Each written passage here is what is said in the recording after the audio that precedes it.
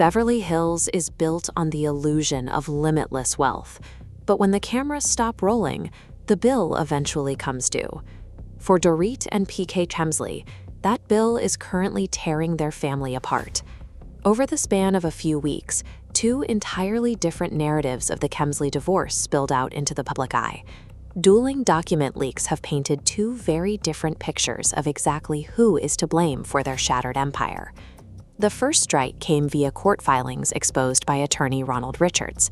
In these documents, Paul PK Chemsley outlines a scenario where he is the one being held hostage by an impossible partner. According to PK's filings, Doreet demanded immediate cash payments of $50,000. If he refused, she allegedly threatened to engage in dirty games, exposing damaging information that could inflict reputational harm on him and target his current girlfriend. This chart breaks down the scale of her spending as detailed in the court documents. It shows a staggering burn rate of over $102,000 a month, totaling $2.6 million, strictly on expenses for Doreet's personal benefit over a 26-month window. Through PK's lens, the situation is clear. He portrays his estranged wife as someone aggressively siphoning their remaining resources to fund a luxury lifestyle, using extortion as leverage to keep the money flowing. That spending is happening against the backdrop of total financial ruin. The Beverly Hills property Doreet lives in is currently facing two separate foreclosures from different lenders, drowning in over $6.5 million in debt that mounts by the day. PK describes their financial status in the filings as a literal crisis. Once real estate commissions are factored in, there is virtually no equity left to salvage from the home. Facing a total loss, PK suggested a practical, immediate fix. He asked Doreet and their two children to consolidate their lives and move back into his current residence to stop the financial bleeding.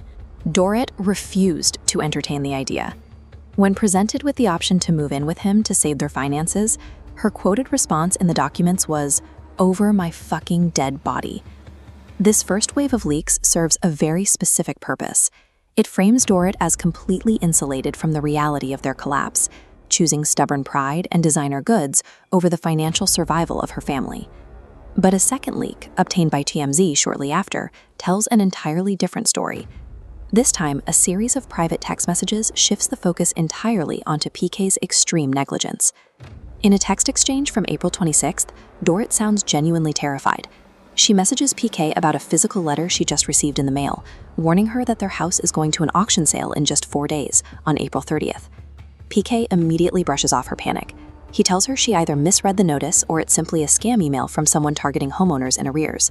He then puts the responsibility back on her, insisting that if she wants a fast track to resolving the foreclosure, she needs to sign the legal agreements he previously provided. Doreet sires back, claiming she has offered to sign the agreements in 100 different ways. She accuses him of breaking his promise to pay the massive mortgage arrears, asking if this is another game he's playing with the lives of their children. Read together, these messages actively dismantle PK's portrayal as the helpless victim. Instead, they frame him as an unreliable narrator, perfectly willing to play a dangerous game of legal chicken with his family's primary residence. Digging into earlier messages from that same month, the dispute moves away from mortgages and escalates into deeply personal territory. In a text dated April 2nd, Doreet explicitly calls PK an addict who refuses to learn from his mistakes. She tells him that a leopard doesn't change its spots and that her goodwill towards him has officially run out. By April 7th, she issues a stark warning regarding his new relationship with Tatiana Karchalava. Doreet states that the children are completely aware of the situation and that PK's constant conflict and made-up narratives are actively harming them. The TMZ leak serves as Doreet's definitive counter-narrative. Within these messages, her alleged extortion appears as the final, desperate reaction of a parent forced to manage an increasingly erratic and unstable ex-partner. The audience watching this play out hasn't picked a side.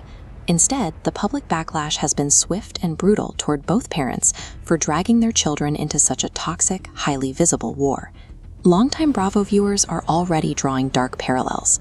They're comparing the Chemsleys' mounting debt and refusal to pay bills directly to the notorious financial scams of Joe and Teresa Giudice. The core question frustrating the public is the sheer cognitive dissonance. Viewers cannot understand how Doreet could cognitively justify a $100,000 a month shopping habit at the exact same time official foreclosure notices were arriving in her mailbox. And despite all the leaked documents and furious text messages, a massive question remains unresolved. The April 30th auction date has come and gone, yet there is zero public confirmation on the ultimate fate of the home or who actually owns it today. The dueling leaks were intended to destroy individual credibility, but they ultimately exposed a shared failure. Both Kemsley stand as the primary architects of their own mutually assured financial